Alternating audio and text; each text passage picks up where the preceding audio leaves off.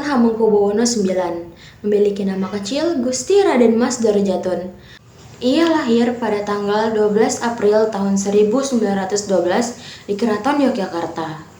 Beliau adalah anak ke-9 dari Sri Sultan Hamengkubuwono VIII dengan istri kelima yang bernama Raden Ajeng Kustilah atau dikenal juga dengan Kanjeng Ratu Alit.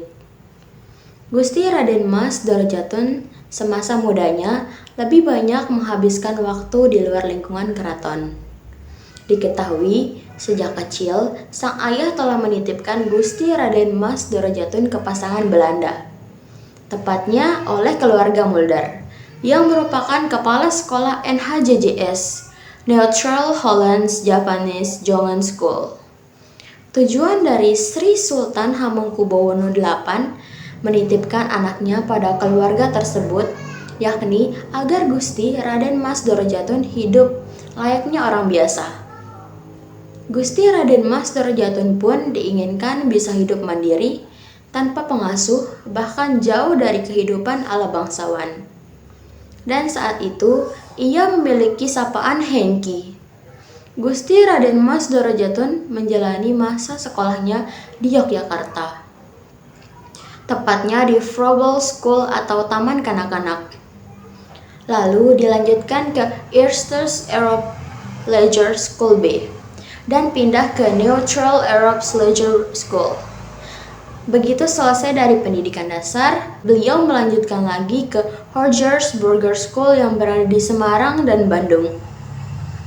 Belum selesai menamatkan pendidikan HBS, sang ayah mengirim Gusti Raden Mas Dorojatun untuk pergi ke Belanda dengan beberapa saudaranya.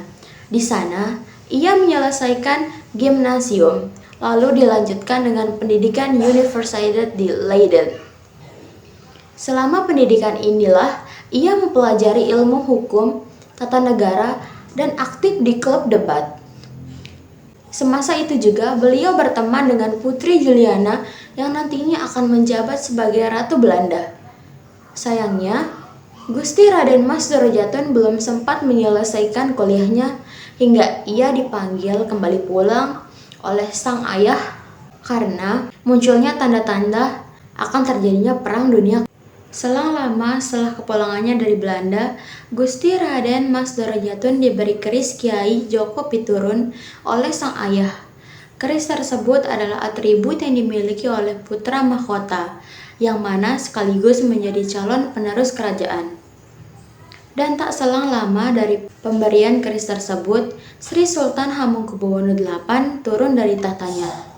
Perjalanan awal Gusti Raden Mas Dorojatun menepati singgasana tidak mudah, terutama ketika ia harus bersitegang dengan politisi senior Belanda, Dr. Lucien Adam yang berusia 60 tahun, sementara Gusti Raden Mas Dorojatun baru berusia 28 tahun.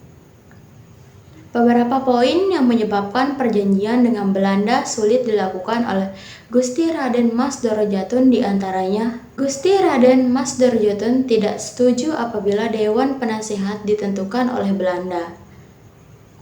Gusti Raden Mas Dorojatun menolak pasukan atau prajurit keraton mendapat perintah langsung dari Belanda. Namun, setelah 4 bulan tak menghasilkan kesepakatan apapun, tiba-tiba Gusti Raden Mas Dorojatun menyetujui apa yang diusulkan Belanda.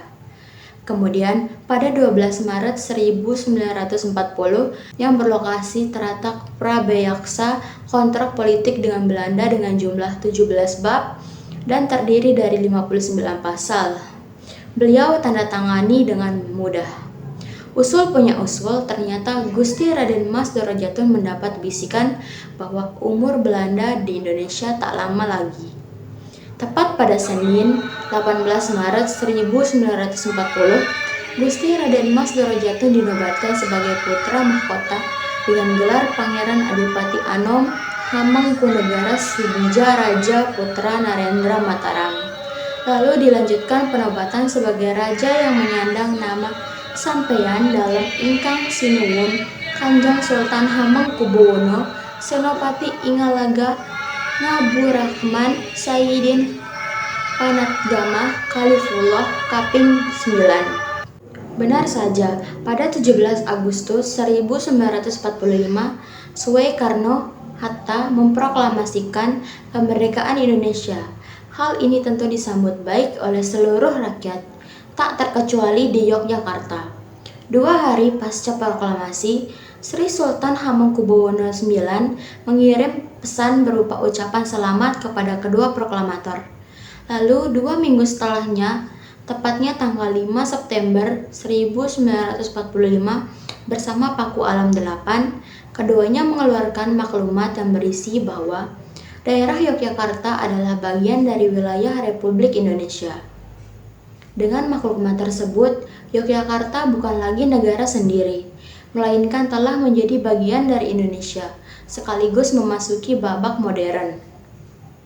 Hal ini ditandai dengan dukungan maksimal kepada Indonesia yang notabene merupakan negara baru. Semasa ibu kota Republik Indonesia berada di Yogyakarta, segala urusan finansial pun ditopang oleh keraton, termasuk gaji para staf operasional TNI, hingga presiden dan wakil presiden. Semasa itu, Sri Sultan Hamengkubuwono IX tidak pernah memperhitungkan jumlah yang telah dikeluarkannya. Karena buat dirinya ini adalah bagian dari perjuangan. Tak sampai di situ, Sri Sultan Hamengkubuwono IX juga yang berperan dalam meyakinkan kepala negara lain dengan mengunjungi satu persatu negara luar saat Soeharto mengambil alih kendali pemerintahan. Pada era Orde Lama, Indonesia dikenal sebagai negara anti asing, sehingga membuatnya dijauhi negara lain. Karena ketekunan Sri Sultan Hamengkubuwono IX keliling dunia, perlahan kepercayaan negara-negara lain meningkat. Sekian dari saya. Wassalamualaikum warahmatullahi wabarakatuh.